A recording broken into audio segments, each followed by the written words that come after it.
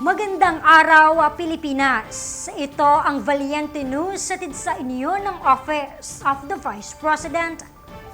Nakarating na ang pagbabago, ang Million Learners Campaign ng OVP sa iba't ibang bayan sa lalawigan ng Romblon, kabilang na ang bayan ng Corquera. Ang buong detalye ihahatid sa atin ni Brian Latasa.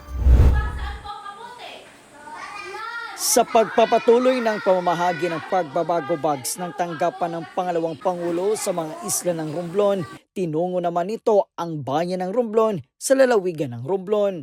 Dito namahagi ang tanggapan ng mga school bags na may lamang school supplies, dental kits at kapote sa mga batang mag-aral ng Camijos Elementary School.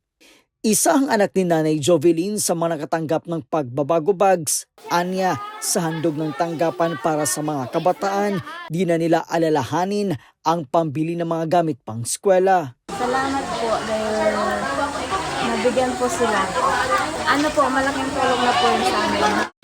Masayang-masaya rin ang anak ni Marian sa kanyang bagong school bag. Sa adi Nanay Marian, ramdam nila ang malasakit ng tanggapan at ni Vice President Inday Sara Duterte para sa kabataang Pilipino.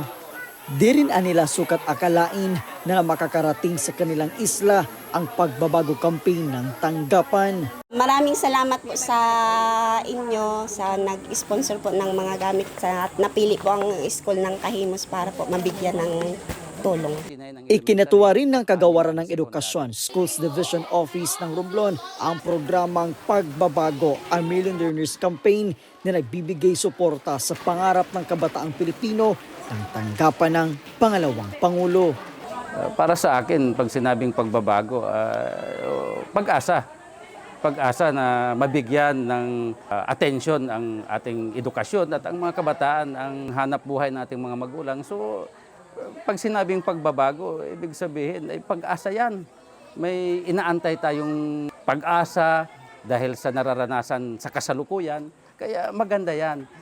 Para sa kabataan, may pagbabago, may pag-asa. Dahil alam naman namin na sa kakulangan ng pondo, ganun pa man kami nagpapasalamat. At sana po ay patuloy pa ito, mabigyan pa ang ibang paaralan.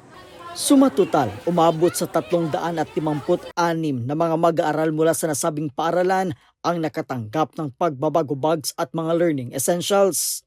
Mula po rito sa bayan ng Romblon, sa lalawigan ng Romblon, ako po si Brian Latasa, ang lahat para sa Diyos, bayan at pamilyang Pilipino. Valiente News. Marami pang mga balita ang dapat abangan dito lamang sa Valiente News. Ako si Claudette Loreto.